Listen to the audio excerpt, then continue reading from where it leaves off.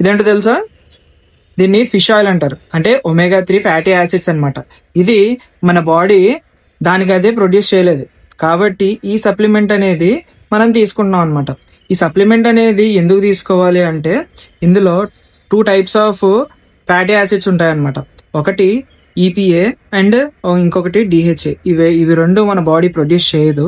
దీనివల్ల మనకు వచ్చే లాభాలు ఏంటి అంటే, ఒకటి జాయింట్ పెయిన్స్ ఉన్న వాళ్ళకి జాయింట్ పెయిన్స్ పోగొట్టడానికి యూజ్ అవుతుంది, అంటే స్లైట్లీ హెల్ప్ చేస్తుంది. ఫ్యాటీ లివర్ ఇన్ఫ్లమేషన్ ఆపడానికి కొంచెం ఇది ట్రై చేస్తుంది అనమాట.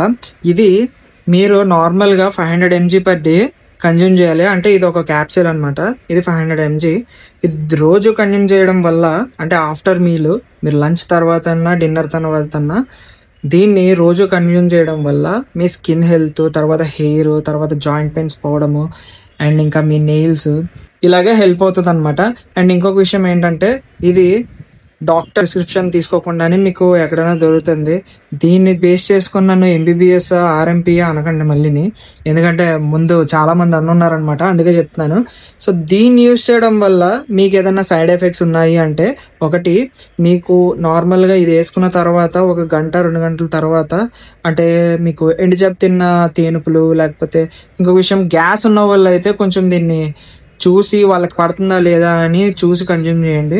ఎందుకంటే ఇది అందరికీ, అంటే గ్యాస్ ఉన్న వాళ్ళకి కొంచెం యాసిడిటీ అనేది పెంచుతుంది అనమాట. అండ్ దానివల్ల మీకు తేనుపులు ఎక్కువ రావడం అనేది జరుగుతుంది. అండ్ ఇంకొక విషయం, ఫిష్ లేకపోతే సీ ఫుడ్స్తో ఎలర్జీ ఉన్న వాళ్ళు మాత్రం కొంచెం దూరంగా ఉండండి. అండ్ ఈ ఫిష్ ఆయిల్ గురించి నేను క్యాప్షన్లో కూడా మెన్షన్ చేశాను, ఒక్కసారి క్యాప్షన్ కూడా చదవండి, మీకు యూజ్ అవుతుంది. ఇలాంటి కంటెంట్ ఇంకా కావాలి అనుకుంటే ఈ సుబ్బుగాడిని ఫాలో చేసుకోండి. బయోలో లింక్ ఉంది, యూట్యూబ్కి వెళ్ళి సబ్స్క్రైబ్ చేసుకోండి. అక్కడ ఫుల్ లెంత్ వీడియోస్ కూడా ఉన్నాయి. ఇంకా మంచి మంచి టాపిక్స్ గురించి డిస్కస్ చేసి ఉన్నాను. Please subscribe. ఉంటా మరి, బాయ్.